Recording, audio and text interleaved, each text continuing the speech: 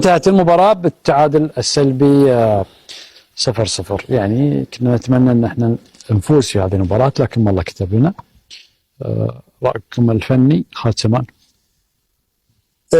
مباراة كانت الأقرب لنا للفوز صراحة في المباراة، سواء كان حتى في الشوط الأول أو في الشوط الثاني. مثلا كرة يا ليت الفرص الموجودة، بالأخص فرصة أكرم عفيف بعد ما حاور المدافعين، كانت فرصة صراحة سهلة جدا للتهديف، ما تمكنا فيها. المباراة كانت في الحوز، يعني عندك في ايدك، لانك انت من مستحوذ على الكرة على مدار الشوطين، انت الافضل في الاستحواذ بعدد كبير من الاستحواذ الموجود بالنسبة لك. خلاك تتكلم على 70 الى 30، تتكلم على التمريرات الموجودة بالنسبة لمنتخبنا 500 الى 180 المنتخب العماني. يعني انت المباراة عندك في ايدك، لكن ادارة المباراة كانت خاطئة.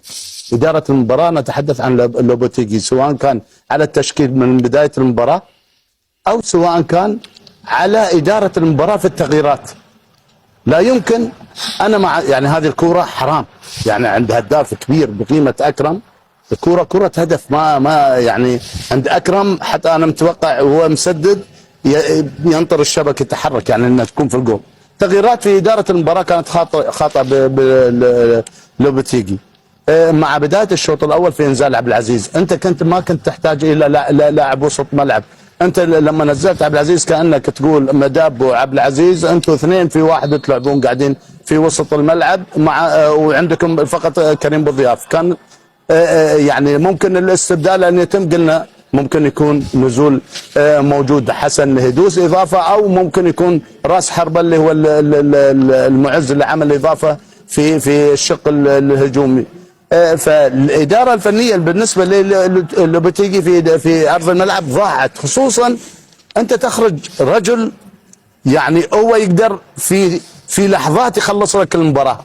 اتحدث عن اكرم، لا يمكن يستبدل هذا اللاعب في الملعب. لا يعني اول شيء اداء الفني كان جيد، هو اللي عنده الحلول الموجوده بالنسبه له لايصالك الى مرمى المنافس، هو عنده الحلول الموجوده بالنسبه للتمرير، كذلك هو الاخطر في ظل وجوده، لان المراقبه الموجوده من المنتخب العماني كمدافعين يركزون على اكرم اكثر من مكانه. لما تخرج لاعب بقيمه اكرم، انت في هذه الحاله تحرر حتى المدافعين.